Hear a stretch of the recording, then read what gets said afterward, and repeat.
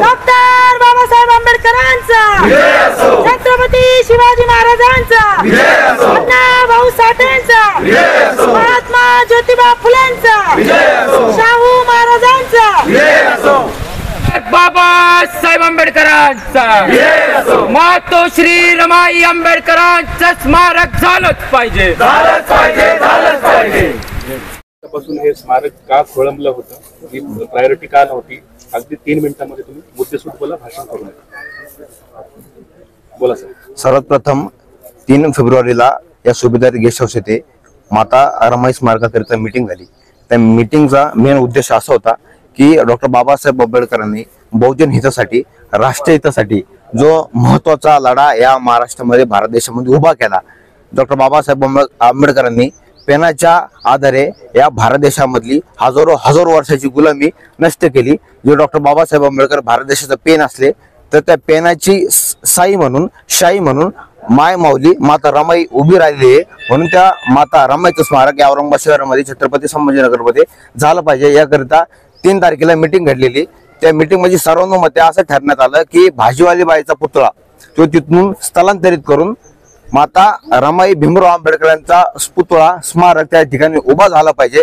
याकरिता शहराभरामधील प्रत्येक बुद्ध भीम अनुयायी, भीम सैनिक, शिवसैनिक या मीटिंगला आज 21 तारीख या ठिकाणी आलेले आहेत.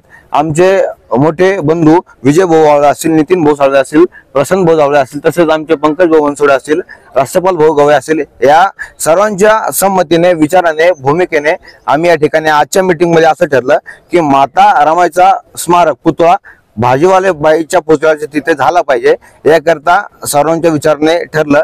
दुसरं असं की महानगरपालिकेचे जे आयुक्त असतील, कलेक्टर असतील आपल्या जिल्ह्याचे, या सगळ्यांना पुढच्या येणाऱ्या सोमवारी 26 तारखेला आम्ही पत्रव्यवहार या समितीच्या माध्यमातून करणार आहोत आणि या लढा आम्ही आणखी तीव्र करू आणि माता रमाईचं स्मारक आपल्या शहरामध्ये, जिल्ह्यामध्ये झालं पाहिजे असे सर्वांची भूमिका आहे. तुमचं नाव सांगा. माझं नाव प्रथम कांबळे.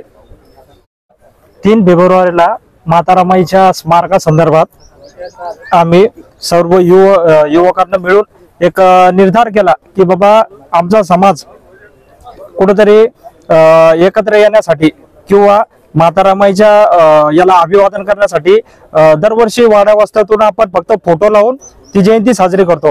पण आम्हाला सर्वांना एकत्रित येऊन कुठेही असं अभिवादन करण्यासाठी जागा नाहीये किंवा रमाईचा पुतळा नाहीये. तर त्या संदर्भात आम्ही सगळ्यांनी युवकांनी ठरवलं की बाबा माता रमाईचा पुतळा आपण बसवायचा आणि येणारी जी 2025 ची जयंती ही आम्ही पुतळा सोबतच साजरी करू असा निर्धार आज या बैठकीमध्ये झाला.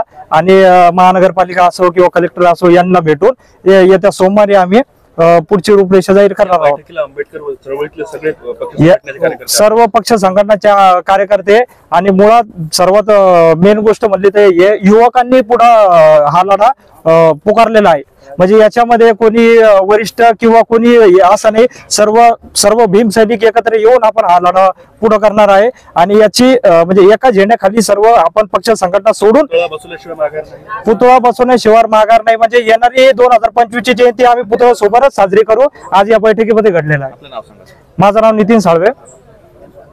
भाजीवाली बाईच्या चौकामध्ये स्मारकाची मागणी केली आहे आणि त्या संदर्भात आमच्या 2-3 मीटिंगा झाल्या आहेत आणि येणाऱ्या 26 तारखेला आम्ही कलेक्टरांना आणि मनपा आयुक्तांना निवेदन देणार आहोत.